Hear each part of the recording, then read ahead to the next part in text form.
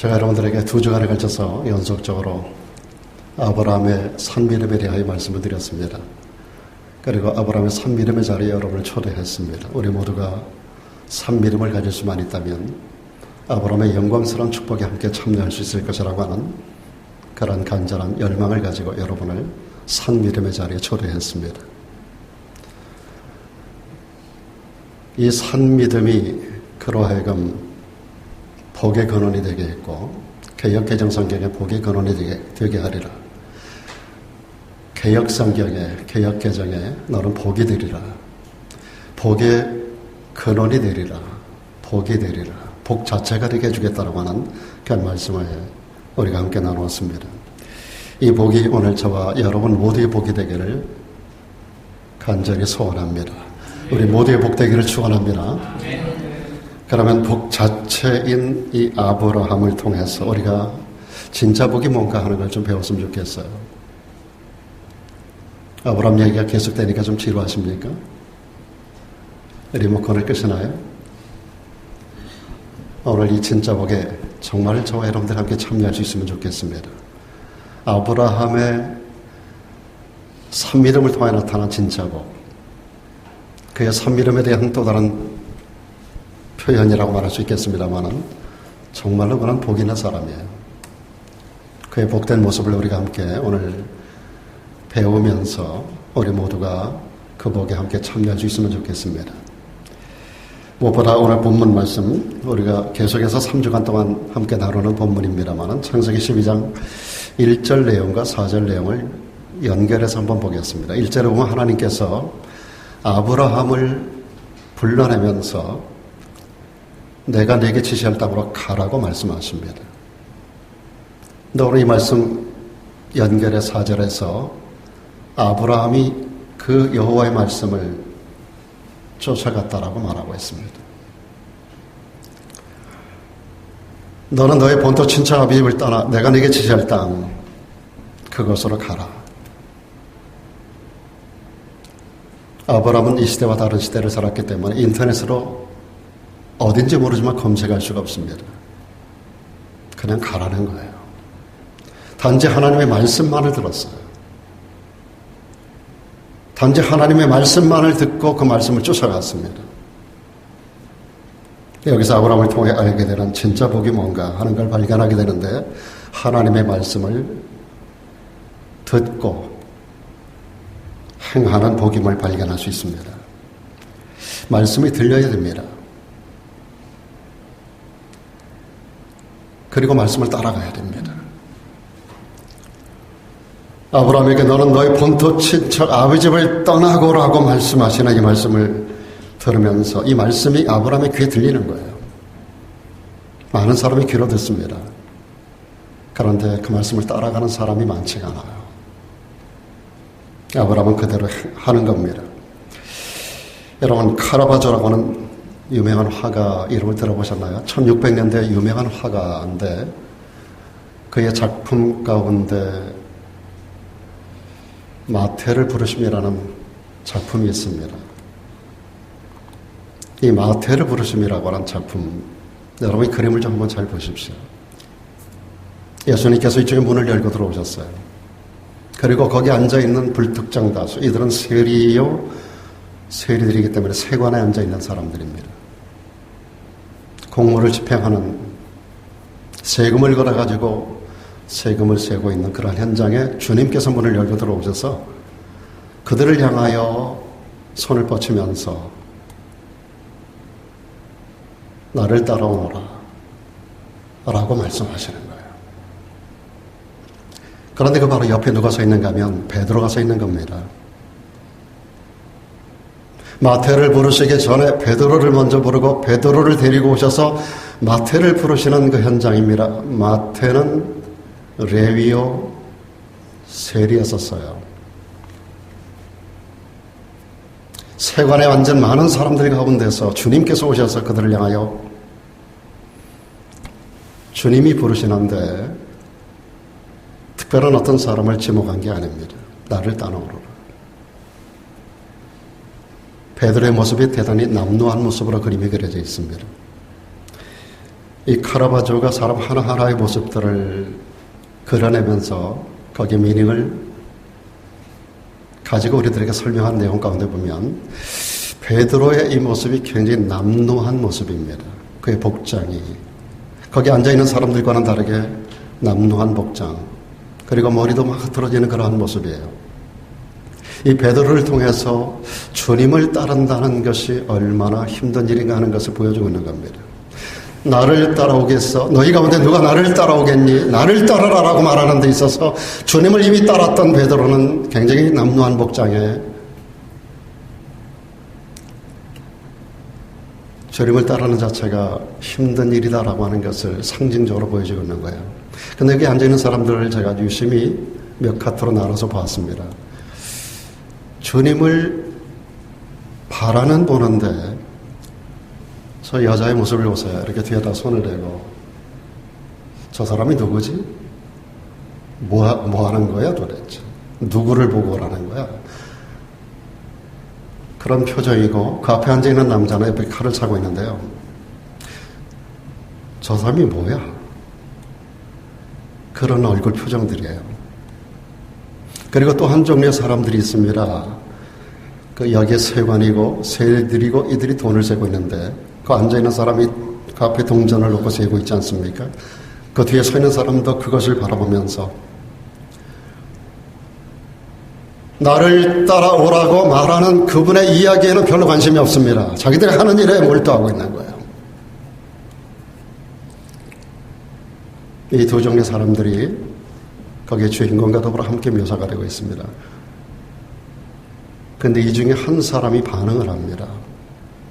나입니까? 저 말입니까? 주님에 대해 멀뚱멀뚱 바라보는 사람들, 아무 관계없는 어떤 낯선 사람이 와가지고 나를 따라오라는 대체 도대체 뭐야?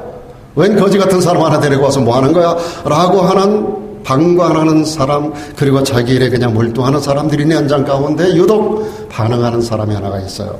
저입니까? 주님의 말씀은 불특정 다수에게 던져지는 것 같은데, 그래서 많은 사람들이 듣기는 듣는데 반응하는 사람들이 별로 없다라고 하는 겁니다. 반응하는 사람. 이 그림이 무엇을 강조하는 것일까요? 똑같은 진리의 말씀을, 똑같은 음성을 들었는데도 정말로 복 있는 자만이 그 말씀에 반응한다라고 하는 것을 우리들에게 교훈하고 있습니다. 저도 이 그림을 상당히 많은 시간 동안 분석을 해봤어요.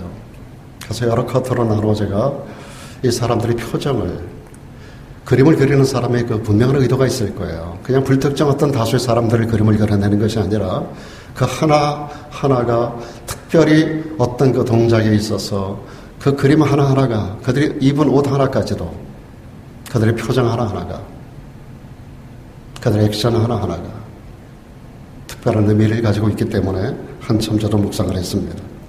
하나님이 아브라함을 하란에서 불러낼 때, 우리 일반적으로 하나님의 아브라함 하나를 딱 지목해서 나를 따르라, 내가 너의 본토 친척 아비 집을 떠나 내가 네게 지시할 땅으로 가라고 내가 너를 부르는데 너는 나를 따라오너라라고 오늘 창세기 12장 1절에서 그렇게 아브라함을 딱 지목한 것으로 보여집니다. 우리가 성경에는 그렇게 돼 있어요. 그런데 저는 오늘 이 그림을 보면서 좀 더 다른 각도에서 생각을 해봤어요. 갈대아 우르에서 하란에서 과연 아브라함만 살았던 건가? 굉장히 많은 사람들이 살았었어요. 당대 최고의 문명을 누리던 그러한 지역들입니다.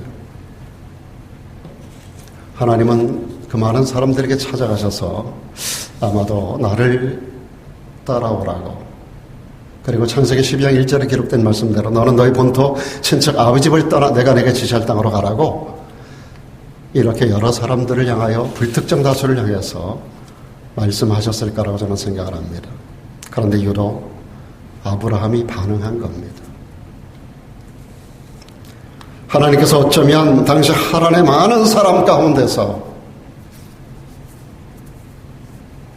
불러내시는 가운데 반응한 사람, 본토 친척아 비읍을 떠나 결단하고 따라 나선 사람. 여러분, 노아 시대 때로 보면 노아가 120년 동안, 노아 나이 480에 하나님께서 그에게 나타나셔서 방주를 지으라고 명령하셨어요. 그러나 산 꼭대기로 올라갑니다. 연장을 들고 갔어요. 나무를 켭니다. 그리고 쭉 하나님께서 그에게 설계도를 가르쳐 주셨거든요. 그거는 어떻게 하고 옆에 전체적으로 오늘 우리로 말하면 가로 세로 높이가 어떻고 3층을 내고 창을 어디다 내고 이런 것들을 전부 하나님께서 잣나무를 가지고 어떻게 하고 나중에 마무리는 어떻게 하고 전부 가르쳐 주셨어요. 성막을 지을 때도 말씀하셨고 하나님의 성전을 지으실 때도 하나님께서 모세에게 다윗에게 직접 보여주셨고 손으로 그림까지 다 그려주셨어요. 치수까지 다 말씀해 주셨어요. 또 한 번 하나님께서 노아에게도 모든 식양을 알려주셨어요. 노아는 산상에 올라가 가지고 하나님이 보여주신 그 식양을 따라서 나무를 켭니다. 망치로 때립니다. 이 망치 소리가 120년 동안 울려 퍼지는데 주변의 수많은 사람들에게는 이 망치 소리가 어떤 의미를 가지고 있는 것이었을까요? 망치 소리는 단지 망치를 내리치는 소리로만 들렸을까요? 이 망치 소리는 어떤 의미를 가지고 퍼졌을까요?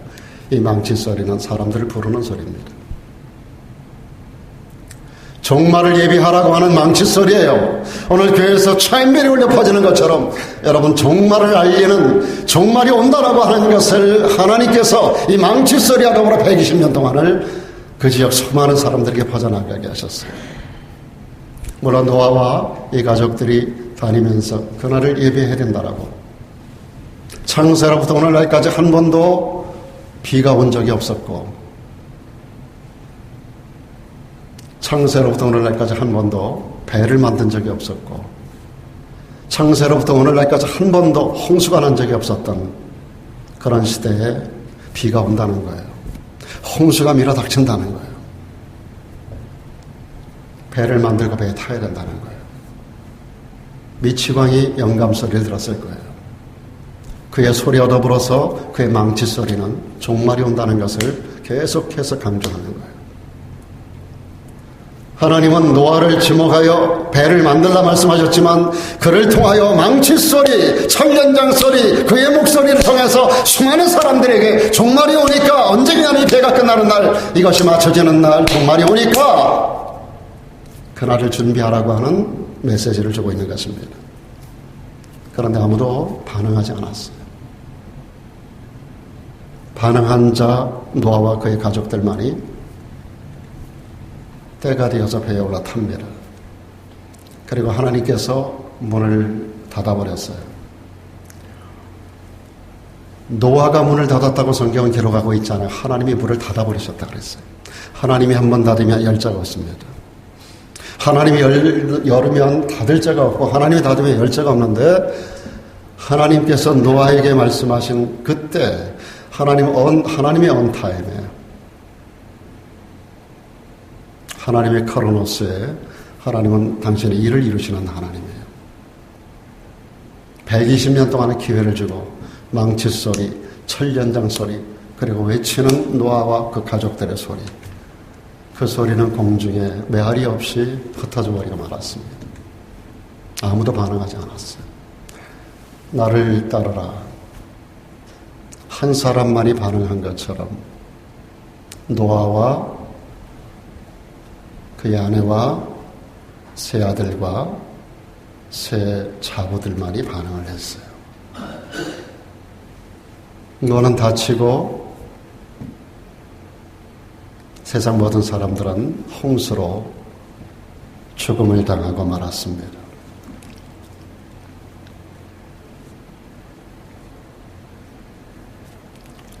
여러분, 오늘 본문 말씀 4절에 아브라함이 여호와의 말씀을 쫓아갔다 그랬는데, 그 뒤에 보면 우리가 발견해야 되는 또 다른 한 사람이 나와요. 그의 조카 롯이. 아브라함도 갔고 롯도 갔는데 아브라함은 여호와의 말씀을 쫓아갔고 조카 롯은 사람을 쫓아가요. 아브라함을 따라가요. 수많은 사람들이 인생의 걸음을 걸어가는데 하나님의 말씀을 따라가는 사람이 있고 사람의 말을 듣고 가는 사람이 있어요. 하나님의 지시를 따라가는 사람이 있고 인간의 지식, 경험, 철학에 의하여 그것을 믿고 따라가는 사람이 있습니다. 이 한 절 안에 절묘하게 조화가 되고 있지 않습니까?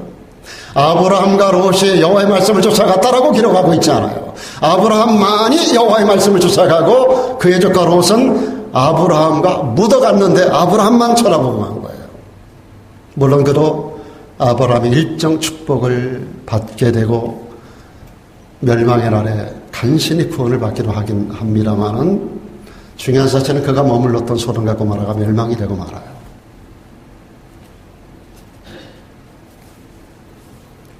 여러분은 여러분의 인생에 무엇을 쫓아가고 계신가를 돌아보셔야 됩니다. 진짜 복이 뭔가? 진짜 복이 뭔가? 많은 사람들이 복이라고 하는데 허황된 것을 복인 줄로 착각해요. 진짜 복이 뭔가? 여호와의 말씀을 쫓아가는 게 복인 줄로 믿습니다. 이 아브라함을 통하여 우리는 이 진짜 복이 뭔가를 발견하게 되는 거예요. 오늘 우리가 두 번째 성경 본문으로 던진 것이 사도행전 27장 이야기입니다. 사도행전 27장에 사도 바울이 네 번째 전도 여행을 떠납니다. 첫째, 둘째, 셋째는 자유로운 여행이었지만 네 번째는 죄수가 되어 로마로 끌려가는 전도 여행입니다. 예루살렘에서 죄수로 선포가 되고 백부장 율리오가 이끄는 알렉산드리아의 호에 물론 배가 한번 갈아타긴 합니다. 그것이 알렉산드리아 호인데 이것이 거친 지중해 바다를 지나갑니다. 사도 바울은 늘 기도하는 사람입니다. 하나님의 성령께서 그에게 사인을 주셨어요.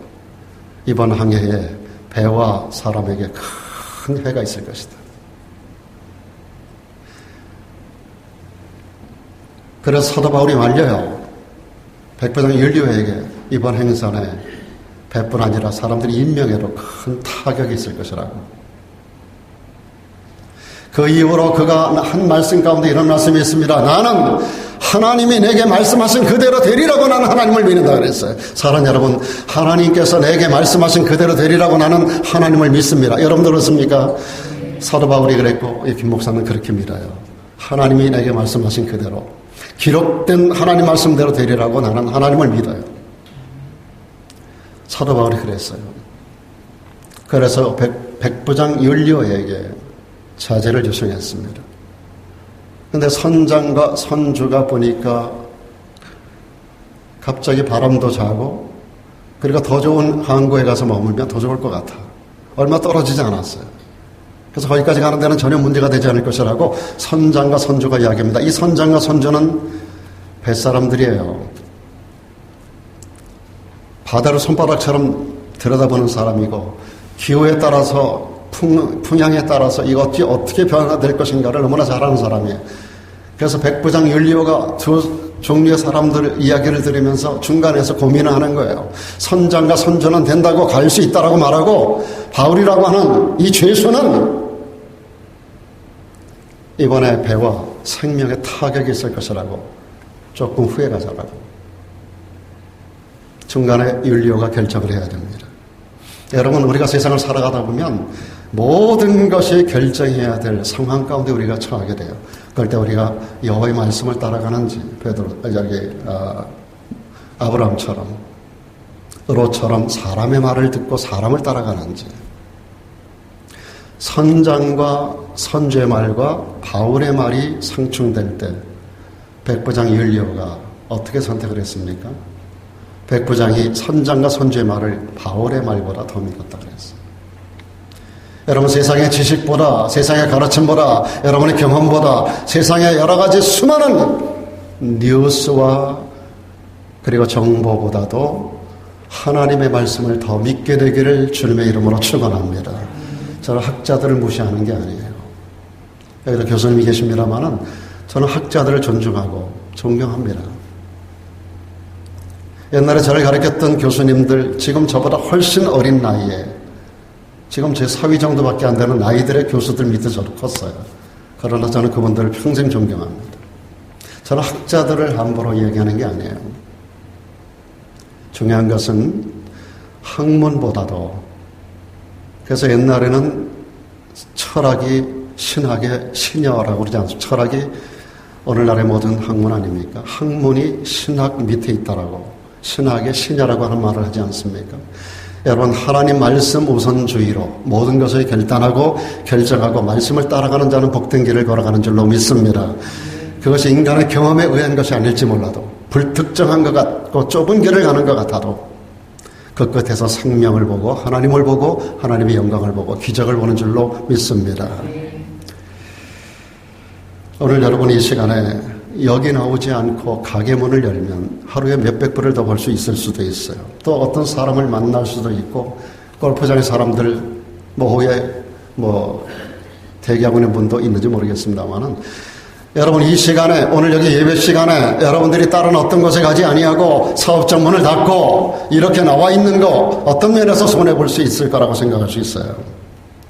그러나 이 시간에 돈 버는 일보다도, 사람 만나는 일보다도 여러분들이 말씀 들으러 오신 이 자리, 예배하러 오신 이 자리가 정말로 복된 자리이고 여러분의 선택이 복된 선택인 줄로 믿습니다. 이 자리가 정말로 복 있는 자리입니다. 세상 모든 일을 뒤로하고 오늘 이 자리에 오게 된 것을 하나님께 감사할 수 있는 여러분 되기를 주의 이름으로 축원합니다. 여러분, 요한계시록에 보면 7번에 걸쳐서 마지막 때 복 있는 자들에 대한 이야기가 나와요. 한 가지는 중복이 되기 때문에 저는 6가지 복이라고 말합니다. 요한계시록에 나타난 마지막 시대에 살아가는 사람들의 6대 복이 나와요. 그 중에 1장 가운데 1장 3절에 이런 말씀이 있습니다. 예언의 말씀을 읽는 자와 듣는 자들과 그 가운데 기록된 것을 지키는 자들이 복이 있나니 때가 가까움이라고 하는 말씀이 있습니다. 여러분, 매주마다 우리가 과제 같이 일주일에 24장씩을 여러분에게 제가 같이 읽자고 던지고 있습니다. 우리가 지금 육독이 맞춰져 가는 가운데 있음에도 불구하고 아직까지도 참여하지 않는 분이 더러 있을 수 있습니다. 전 잘 몰라요. 그러나 성실하게 따라오는 분들도 있고, 저 역시도 앞에서 리드하는 입장에서 저는 몸에 완전히 인이 박혀 있습니다만은 눈을 뜨면 제일 먼저, 오늘 아침에도 제가 일어나서 오늘 본문 욥기 12장과 13장을 읽고, 그리고 설교 준비를 한 번 더 리뷰하고 그리고 나왔습니다만은, 여러분들, 우리가 하나님의 말씀을 읽는 것, 제가 언젠가도 말씀드렸지만 여기 이게 복수 단수가 구별되어 있어요. 읽는 것은 단수로 되어 있어요. 혼자 집에서 읽는 거예요. 듣는 것은 복수로 되어 있어요. 듣는 자들, 이렇게 나와서 듣는 거예요. 혼자 읽어 이해가 안 되는 것을 나와서 설교를 통하여 티칭하는, 프리칭과 티칭을 통해서 선포되는 말씀과 가르쳐지는 말씀을 듣고 깨달아가는 거예요. 이게 듣는 자들이에요. 혼자 읽어 안 돼서 읽는 것과 행동하는 것이라고 하지 않았어요. 읽는 것과 듣는 자들, 나와서 그 말씀의 의미를 배우는 거예요. 여기까지는 알미예요. 근데 중요한 것은 진정한 복에 참여하려고 하면 그것을 기록된 대로 지키는 자, 읽는 자와 듣는 자들이 복이 있다라고 말하지 않았어요. 거기까지는 모든 사람이 할 수 있어요.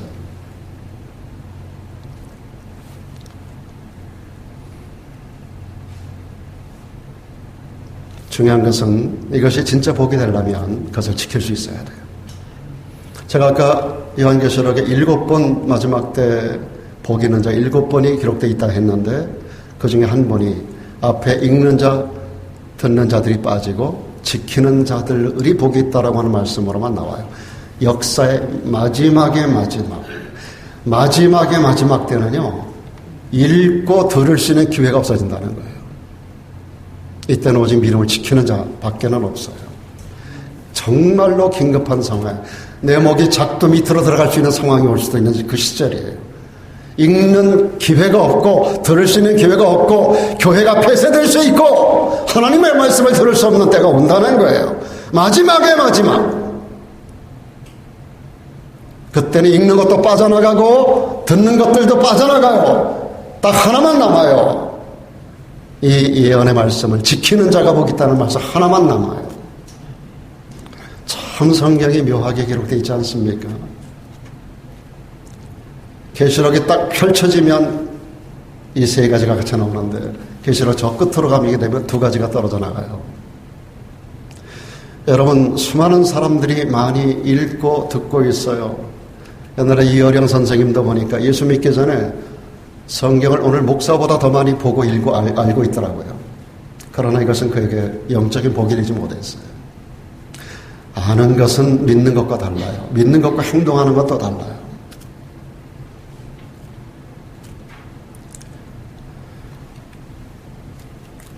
모든 교회들에게 예수님은 계시록 2장과 3장에서 소아시아 7교회 편지를 보내면서 끝에 꼭 달아놓은 말씀이 있어요. 누구든지 귀 있는 자는 성령이 교회들에게 하시는 말씀을 들으라는 거예요. 이게 듣는다는 게 귀로 들으라는 게 아닙니다. 너 엄마 말 안 들어? 하는 것은 그 말을 안 듣는다는 게 아니라 그 말대로 살지 않는다는 거거든. 누구든지 이 안의 말씀을 듣는 귀, 이것은 이것으로 듣고 삶으로 나타내는 그런 자가 복이 있다라고 주님께서 7번에 걸쳐서 소아시아 7교회에 보내는 편지 가운데 끝에 가서 이 말씀을 붙여놓았어요. 오늘 저들 여러분도 우리가 엄마 말을 들어야 되는 것처럼 우리 아버지 하나님 말씀을 듣는 자가 되기를 주의 이름으로 축원합니다. 아브라함은 그러한 진짜 복 있는 사람이었었어요. 마태, 저입니까? 반응할 수 있는 사람. 불특정 다수에게 오늘도 김 목사를 통하여 또는 제 설교를 인터넷으로 듣는 분들도 있겠죠. 수많은 사람들이 들을 수 있어요. 중요한 것은 반응하는 자는 많지 않다는 거예요. 오늘 우리 모두가 복 있는 자의 자리에 참여하기를 축원합니다. 이어서 아브라함은 어떤 복을 받았는가? 여러분, 창세기 12장 7절에서 9절까지라는 말씀이 있습니다. 여호와께서 아브라함에게 나타나서 뭐라고 말씀하십니까? 내가 이 땅을 너의 자손에게 주리라. 그가 자기에게 나타나신 여호와를 위하여 거기다 단을 쌓습니다. 거기서 베델 동편산으로 또 옮겨갑니다. 하나님이 지시하는 곳으로 계속 옮겨가는 거예요. 거기서 또 장막을 치는데 서는 베델이고 동은 아이라 그랬어요. 그가 그곳에서 여호와를 위하여 단을 쌓고 그곳에서 보내시는 곳에서, 지정하는 곳에서 여기다 텐트를 치라고 하는 태블레크를 치면서 거기서 내가 내게 지시할 땅, 거기서 그곳에서 아브라함이 제일 먼저 한 일이 뭐예요? 제단 쌓는 일이에요. 제단 쌓는 일. 그러면서 여호와 이름을 불렀어요. 여기서 발견되는 아브라함의 진짜 복이 뭡니까? 기회가 되는 대로 가는 곳마다 제일 먼저 무릎을 꿇고 하나님을 경배하는 복을 받았던 사람입니다. 이게 진짜 복 있는 자예요.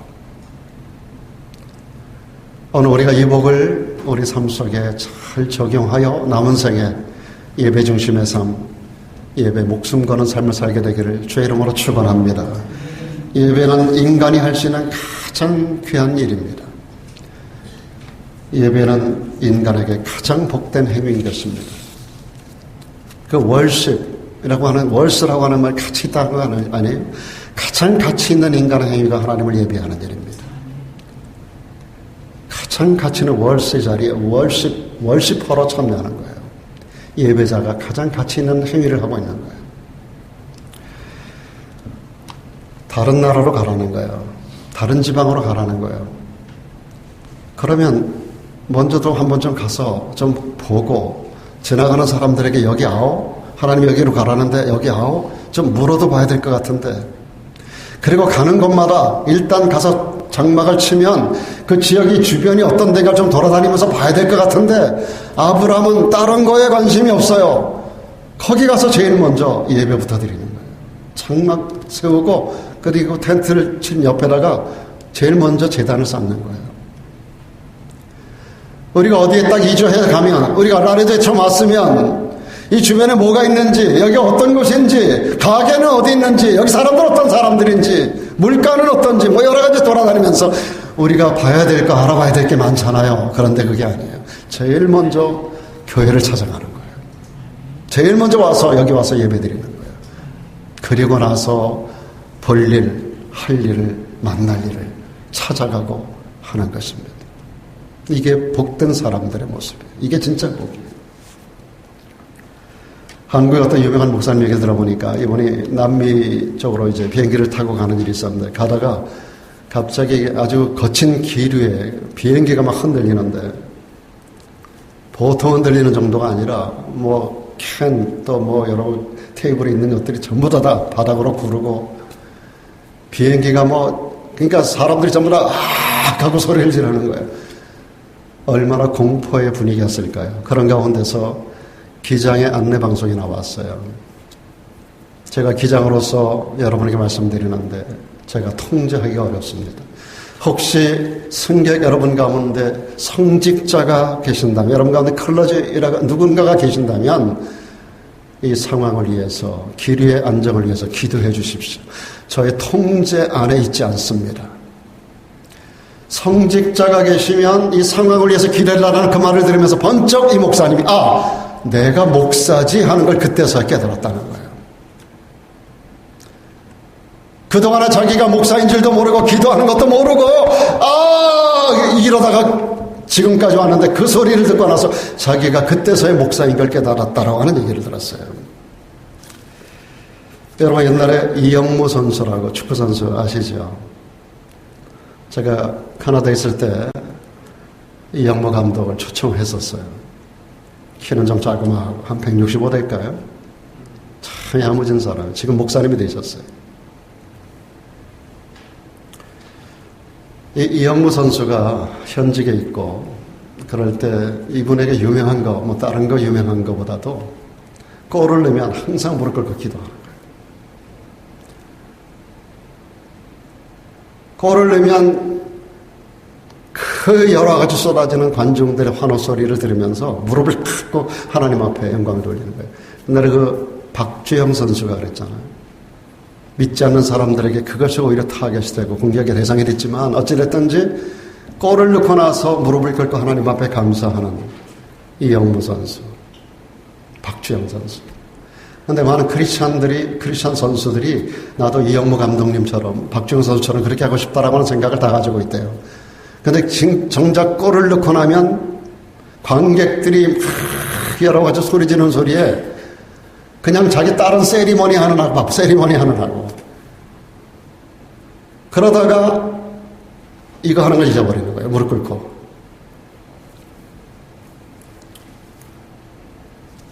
우리가 언제든지 하나님 앞에 먼저 무릎을 꿇는 것, 하나님을 먼저 생각하는 이 복 속에서 우리가 살아야 우리의 삶이 날이 갈수록 더 성숙해 갈 수 있고 하나님의 축복된 자가 될 수 있는 줄로 믿습니다. 그런데 할 거 다 하고 맨 마지막에 생각하면 사람이 바뀌지가 않습니다. 믿기 전에 내 모습 그대로의 모습이에요. 성화 어림없습니다. 아브라함은 기회가 되는 대로 하나님 앞에 무릎 꿇고 경배하는 진짜 복된 사람이었습니다. 오늘 저에게도 이와 같은 것이, 여러분에게도 이와 같은 것이 온몸으로 배이기를 주의 이름으로 축원합니다. 세 번째로 아브라함은 하나님을 무엇보다도 가까이 하고 사랑하는 복을 받은 사람입니다. 창세기 13장 14절 이하에 보면은요, 아브라함이 그 거하는 땅에서 소유가 많아가지고 조카 롯을 떠나보낸 이후의 이야기가 나와요. 우리가 앞선 시간에는 선택권을 롯에게 주었다는 이야기까지만 말씀드렸는데 그 이후에 뒷이야기가 나와요. 그 뒷이야기를 나눠보시면 롯이 아브라함을 떠난 후에 그 뒤의 이야기입니다. 여호와께서 아브라함에게 나타나셔서 말씀하십니다. 너는 눈을 들어 너 있는 곳에서 동서남북을 바라보라. 보이는 땅을 내가 너와 네 자손에게 주리니 영원히 이르리라. 내가 네 자손으로 땅에 티끌 같게 하리니. 이때까지 아브라함은 자식이 하나도 없었어요. 자식 낳는 것이 불가능했었어요. 그때 하나님 말씀입니다. 동서남북을 바라보라. 이 보이는 땅 전체를 너와 너의 자손들에게 줄 것이다. 그리고 땅에 티끌같이 하리라. 사람이 땅에 티끌을 등이 셀 수 있을지 모르지만 내 자손도 그리 될 것이다. 17절에 다음 절 계속 보면 너는 일어나 그 땅을 종과 횡으로 동서남북으로 행하여 보라. 내가 그것을 네게 주리라. 자, 이 말씀을 들으면 여러분 어떻게 돼야 돼요? 눈에 보이는 땅 종과 행으로 다녀봐라. 네가 밟는 땅을 다 너에게 줄 것이다. 그럼 아침 일찍 일어나가지고 어떻게 해야 돼요? 열심히 걸어야 되죠. 자, 끝까지 갔다 와야지. 자, 끝까지. 내가 밟는 땅을 다 준다 그랬으니까 한 걸음이라도 나아가서 밟아야 되잖아요. 유명한 작가 톨스토이가 쓴 사람에겐 얼마만큼의 땅이 필요한가라고 하는 단편이 있습니다. 이 단편에 이런 이야기가 나와요. 성주가 아랫사람에게 그렇게 말을 했어요. 자네, 내일 하루 시간을 줄 텐데 자네가 밟는 땅, 자네가 가는 곳까지, 자네가 밟는 땅, 그 모든 땅을 자네에게 줄 거야. 이 친구가 새벽에, 지난밤 밤잠도 안 자고 새벽에 일어나가지고 밟는 걸 다 준다 그랬으니까 성주님이 열심히 돌아다닙니다. 이 책 이야기를 제가 지금 하고 있는 거예요. 한 걸음이라도 더 가는 거예요. 밥 먹을 시간이 어디 있어요? 물 마실 시간이 어디 있어요? 그냥 밟는 땅을 다 준다 그랬으니까 성주님. 그리고 결국 출발 지점으로 돌아오는 현장에서 그는 죽고 맙니다.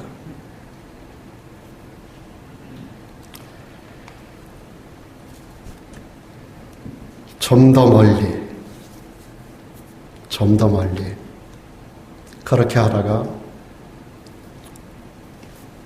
되돌아와서 종점에 다 와가지고 죽습니다. 결국 한 평도 못 얻고 그의 관이 들어갈 땅 반평밖에는 소유를 못하게 됩니다. 그런데 이 이야기가 찾아보니까 불경 가운데 이야기가 있어요. 그러니까 톨스토이가 불경의 이야기를 끌고 나온 거예요. 불경에서 나오는 사람의 그 주인공은 거기서 한 걸음 더 나가요. 똑같이 돌고 와서 마지막 발걸음을 내디디면서 지팡이를 들고 갔는데 지팡이를 휙 집어당기면서 저기까지 그러고 죽어요. 톨스토이의 이야기는 마지막 발걸음 거기에서 죽고 불경의 이야기는 저기까지. 무엇을 이야기하는 겁니까? 아무리 많은 땅이 있으면 뭐합니까? 자기가 죽는데 이것이 무슨 소용이 되겠어요? 그러니까 인간이 얼마나 어리석은 존재이며 얼마나 어리석은 것에 인생을 허비하는가를 보여주고 있는 그런 이야기라고 생각합니다. 저는 인생을 한마디로, 저는 바이블 스터디 하면서 성경 가르칠 때 이 땅 따먹기 이야기를 가끔 합니다. 인생이 뭔가? 인생은 땅 따먹기 하는 거야. 여러분 땅 따먹기 해보셨어요? 어릴 때? 저는 어릴 때 뭐 갖고 놀고 하는 게 없으니까 요즘 애들이 뭐 갖고 놀기 너무나 많잖아요. 이번에도 저희 큰 놈, 뭐 선물 뭐 해줄까 그랬더니 어떤 뭐 소프트웨어 그 프로그램을 좀 사달라고 그러더라고요. 생일이 10월 3일인데 며칠 전에요. 그래서 제가 그 내용이 건전한 것이 이제 엄마 아빠에게 검사를 받아라. 그럼 엄마 아빠가 예스 하면 사주겠다. 그때 엄마 아빠가 예스해서 제가 사줬어요. 요즘 아이들은 이제 컴퓨터 갖고 놀잖아요. 거기서 소프트웨어만 갈면 되니까. 옛날에 이런 게 어디 있어요. 가지고 마당에 나와가지고 동그라미 크게 그려놓고 쭉 서가지고 그냥 이 돌멩이 해가지고 하나 둘 셋 하바를 하잖아요. 있는 대로 그냥 있는 대로 찢어질 정도로 해가지고서 땅을 넓혀갑니다. 서로 야단을 하면서 서로 조금이라도 더 땅을 확보하려고. 그러다가 이제 해가 집니다. 그럼 엄마가 나와서 들어와서 밥 먹어. 그러면 뭐 낮에 얼마간 땄든지 얼마간 땅을 넓혔든지 아무 소용이 없어. 다 던져버리고 들어가는 거예요. 이게 인생이라고 저는 생각합니다. 여러분의 인생이 그런 거예요. 우리가 이 땅을 살아가는 동안에 아침에 일찍 일어나고 저녁에 늦게 누우며 낮 동안 수고의 떡을 먹는 것이 우리 인생이에요. 그래서 디파짓하고 쌓아 올리고 또 올라가고 더 많은 것을 배우고 더 많은 것을 성취하고 더 빨리 더 멀리 더 높이 올림픽의 슬로건입니다. 더 빨리 더 높이 더 멀리. 근데 이것이 우리 인생의 슬로건이에요. 더 빨리 더 멀리, 더 높게. 정치인들만의 얘기가 아닙니다. 학자들만의 이야기가 아닙니다. 우리 모든 인생들은 삶을 그렇게 살아요. 더 빨리, 더 멀리, 더 높이, 한 평이라도 더, 단 $1라도 더.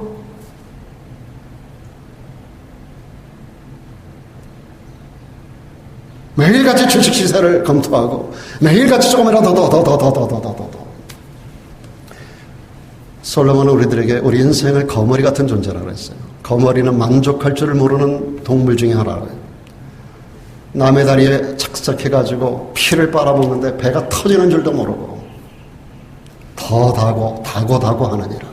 솔로몬이 한 말입니다. 다고 만족할 줄 모르는 짐승 몇 가지 중에 하나를 거머리 같은 존재라 했어요. 우리 인생이 거머리 같은 존재예요. 이만큼 있으면 될 것 같은데 그만큼 있으면 더 많은 것이. 우리 인생은 정도가 없고 만족이 없는 존재예요. 거머리 같은 존재예요. 사랑하는 여러분, 얼마 후에 우리 인생의 마지막 날, 이 놀이하는 아이들에게 와서 엄마가 얘야 들어와라 하는 것처럼 우리 하나님께서 우리를 부르시는 날이 옵니다. 해지는 시간, 여러분 인생에 해지는 시간, 우리 주님께서 부르시는 날이 와요. 아무개야, 이제 여기까지 내게 와야지. 아까 우리 기도하는 집사님 그런 기도했어요. 추석에 고향을 그리워하는 것처럼 우리가 천국을 그리워하게 해달라. 여러분, 천국이 정말 그립습니까? 그립습니까? 좀 천천히 가면 좋겠죠? 이왕이면 150세, 재수없어 200살까지 살면 좋겠죠?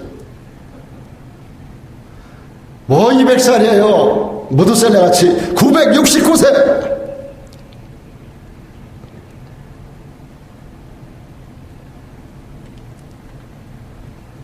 (969세를) 살아도, 여러분, 무드셀라 그 이름의 뜻이 뭔지 아세요? 그가 죽으면 세상의 끝이 오리라, 그 뜻이에요. 무드셀라 969세가 노아 600세하고 합쳐지는 날이에요. 노아 600세 홍수가 임했는데 무드셀라가 969세예요. 무드셀라는 그때 죽었어요. 무드셀라가 하나님을 안 믿었다는 거예요. 이해가 되세요? 무드셀라 죽던 해에 홍수가 있어. 홍수 있던 해에 무드셀라가 죽었다는 거는 무드셀라가 홍수에 쓸려 내려가는, 아까도 말씀드린 대로 노아가 망치소리, 천리안장소리 다니면서 종말을 준비하라고 외쳤던 그 말을 귓등으로 들었던 사람 중에 하나가 무드셀라예요. 오래 사는 게 중요한 게 아니에요. 오래 사는 게 중요한 게 아니에요. 지난 역사의 성경의 기록에 의하면 가장 오래 산 사람이 무두셀라예요. 그런데 그의 죽던 해에 홍수가 임하고 세상에 멸망이 왔어요. 믿지 않는 상태로. 여러분, 많이 가지면 뭐합니까? 오래 살면 뭐합니까? 전 여러분들 모두가 건강하고 오래 살고 많이 갖기를 바라고 있어요. 매일 그런 축복하고 있어요. 아무도 아멘을 안 해도 저는 그렇게 기도하고 있습니다. 잘 되고 잘 되시기를 축원합니다. 옛날에 조영기 목사님 말씀 받더라. 잘 되는 3박자 축복을 맨날 기도하고 있어요. 그런데 여러분, 어머니가 부르는 시간이 있듯이 우리 생명의 주인 되신 우리 아버지께서 부르시는 날이 온다는 거 여러분 잊고 사시면 안 돼요. 열심히 뺨을 벌리고 열심히 불법도 저지르고 막 야단을 치고 그래가지고 조금이라도 확장해 나가다가 어떻게 살든지 간에 주님 부르시는 날이 속히 옵니다. 여러분, 인생에 해지는 시간이 와요. 허리도 굽고 점점 내려갈 때 땅으로 가까이 오라는 사인 아니에요? 점점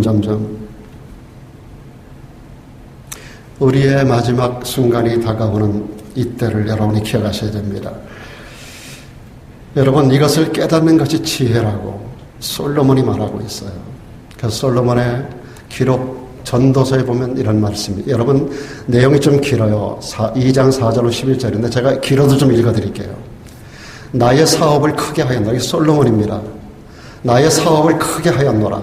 내가 나를 위하여 집들을 지으며 포도원을 심으며 여러 동산과 과원을 만들고 그 가운데 각종 과목을 심었으며 수목을 기르는 삼림의 물주기 위하여 못을 팠으며 노비는 사기도 하였고 집에서 나게도 하였으며 나보다 먼저 예루살렘에 있던 모든 자보다도 소와 양떼 소유를 많게 하였으며 은금과 왕들의 보배와 여러 도의 보배를 쌓고 또 노래하는 남녀와 인생들의 기뻐하는 처와 첩들을 많이 두었노라. 1000명까지. 내가 이같이 창성하여 나보다 먼저 예루살렘에 있던 모든 자보다 진하고 내 지혜도 내게 여전하여 무엇이든지 내 눈이 원하는 것을 내가 금하지 아니하며 무엇이든지 내 마음이 즐거워하는 것을 내가 막지 아니하였으니 이는 나의 모든 수고를 내 마음이 기뻐하였음이라. 이것이 나의 모든 수고로 말미암아 얻은 분복이로다. 그런데 이 말씀은 여기서 끝나지 않아요. 그런데 그 후에 보니까 내 손으로 한 모든 일과 수고한 모든 수고가 다 헛된 거였어. 바람을 잡으려는 거였어. 해 아래서 무익한 거였어. 그래서 그는 전도서를 통해 이렇게 말합니다. 내가 새 아래의 모든 것을 보니 헛되고 헛되며 헛되고 헛되니 모든 것이 헛되더라. 내가 해 안에서 바람을 잡는 것과 같았더라. 바람이 잡혀요? 이게 세계에서 가장 많은 부요, 가장 위대한 지혜와 지식과 명철과 능력을 얻었던 사람, 가장 높은 곳에 올라갔던 사람, 인간 세계에서 가장 영광을 누렸던 사람이 그 인생 마지막에 했던 말입니다. 내 손으로 한 모든 수고가 모든 것이 다 헛되어 바람 잡으려는 것이었어. 해 아래서 무익한 것이었어. 그런데 아브라함은 그렇게 뛰어다니지 않았어요. 그는 뭘 했는가? 창세기 13장 18절에 그는 헤브론 마므레 상수리 숲에 이르러 거기 거하면서 여호와를 위하여 단을 쌓았어요. 여기 헤브론이라는 뜻이 교제하는 자리, 마므레라는 뜻은 뜨겁다라는 의미가 있어요. 뜨겁게 하나님과 교제하는 일을 힘썼던 사람이에요. 여러분 인생을 살아가는 동안에 하나님과 교제하는 일이 뜨거워지기를 주님의 이름으로 축원합니다. 역사가 아무리 냉랭해져 가도 사랑이 아무리 식어져 가도 이 역사 속에서 여러분들의 삶은 하나님과 교제하는 일이 뜨거워지기를 주님의 이름으로 축원합니다. 그는 마므레 상수리, 헤브론에 있는 마므레 상수리 그 숲풀에서 거하면서 거기서 여호와를 위하여 단을 쌓았더라. 하나님과 뜨겁게 교제하고 예배하는 일을 힘썼던 사람. 마지막으로 아브라함은 하나님의 말씀이 그대로 믿어지는 복을 받은 사람입니다. 창세기 22장 1절 5절을 보면 여기 보면 아주 중요한 발견이 있어요. 하나님께서 아브라함에게 독자 이삭을 갖다가 3일길을 가서 하나님이 정한 산 무슨 산이죠? 무슨 산? 무슨 산? 모리아산. 모르겠어요? 모리아산에 가서 그놈을 바치라고 그랬어요. 그래서 다 준비를 해가지고 거기까지 가는데 사환들과 더불어 자기 아들에게 나무짐을 지게 하고 검과 회와 그리고 기름을 가지고 아브라함이 갑니다. 칼을 가지고. 그런데요, 이 말씀 마지막에 보니까 이런 말씀이 있어요. 아브라함이 사환들에게 하는 말입니다. 너희는 나귀와 함께 여기서 기다려. 산 하까지 왔어요. 사환들에게 같이 못 올라가게 합니다. 너희는 여기서 기다려. 내가 이 아이와 함께 저기 가서 경배하고 너희에게로 돌아오리라. 이게 원어를 보면 여기 원어에 빠진 단어가 하나가 나와요. 주어가 하나 빠져 있어요. 뭐가 빠져 있는 것 같습니까, 여러분? 뭐가 빠져 있는 것 같아요? 너희에게로 돌아오리라 앞에 주어 하나가 빠져 있어요. 우리가라는 단어가 원어에 들어가 있어요. 우리가. 내가 아이와 함께 저기 가서 경배하고 내가 혼자 너희에게로 돌아오겠다가 아니라 우리가, 지금 아브라함이 누구랑 같이 가요? 이삭과 함께 올라가요. 둘이니까 복수잖아요. 우리가 함께 올라가서 이놈을 바치는데 우리가 함께 돌아올 거야. 여러분, 이런 발견이 목회자들에게 있어야 돼요. 우리가 함께 돌아올 거야. 아브라함은 집에서 떠날 때부터 이삭이 안 죽는다고 믿었어요. 이삭을 데리고 올라가서 이삭을 자기 칼로 배를 가르고 온몸을 토막치고 불로 태울 것이지만 그러나 이놈은 죽지 않을 것을 그는 믿었어요. 설사 죽는다 하더라도 하나님이 다시 살려줄 것을 믿었어요. 죽은 자를 산자처럼 부르시는 하나님을 그는 믿었던 산믿음을 가진 자예요. 저는 이 아브라함의 이 믿음을 너무너무 제가 존경하고요. 그 발뒤꿈치라도 좀 담고 싶어요. 그가 왜 안 죽는다고 믿었는지 아세요? 히브리서 11장에 믿음의 조상들에 대한 이야기 가운데 설명이 되어 있습니다. 여러분 보세요. 아브라함은 시험을 받을 때 믿음으로 이삭을 드렸어요. 저는 약속을 받은 자예요. 그 독생자를 드렸어요. 그런데 하나님이 저에게 이미 말씀하신 걸 그는 믿었어요. 이미 뭐라고 말씀하셨는가? 네 자손이라 칭할 자는 이삭으로 말미암을 거야. 그러니까 이놈은 죽으면 어떻게 돼요? 이놈 죽어 없어지면 지금 자손이 없잖아요. 네 자손은 이놈으로 말미암을 거야. 근데 이놈이 죽어. 아직 장가도 안 갔는데 그가 나중에 40살에 장가가서 60살에 애를 낳아요. 지금 이 아이가 20살 전후예요. 아직도 한 20년 더 있어야 장가가고 그리고 또 20년 있어야 60살이 돼가지고 에서와 야곱을 낳는단 말이에요. 근데 하나님께서 그의 자손들을 약속하셨는데 이놈 몸에서 나는 자식이 너의 자손이라는 거예요. 이 약속을 그가 이미 받았어. 이미. 이게 해답이에요, 여러분.